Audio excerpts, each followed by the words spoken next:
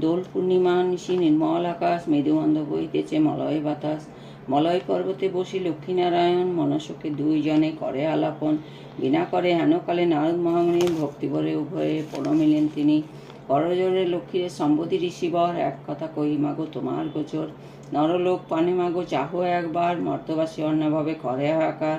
বলো মাগো কৃপা করি কি পাপের ফলে, মর্তবাসী নরনারী দুঃখে সদা জলে। শুনি লক্ষ্মী নারদেরে বলেন তখন, ধরাবাসী দুঃখ পায় পাপের কারণ। লক্ষ্মীর উপর নারী সিজু পাঠানো মর্তেতে, আমারে ভুলেছে তারা করিয়া মেহেতে। লজ্জা আদি গুণ যত রমণীর আছে, ক্ষণিক সুখের লাগি বর্জন করিছে।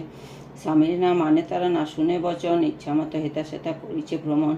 প্রতি গৃহে এই রূপ পাপের আগার, অচলা হইয়া সেথা থাকি কি প্রকার।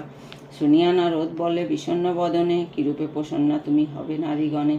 কিরূপে পাইবে তারা তব পদ ছায়া, উপদ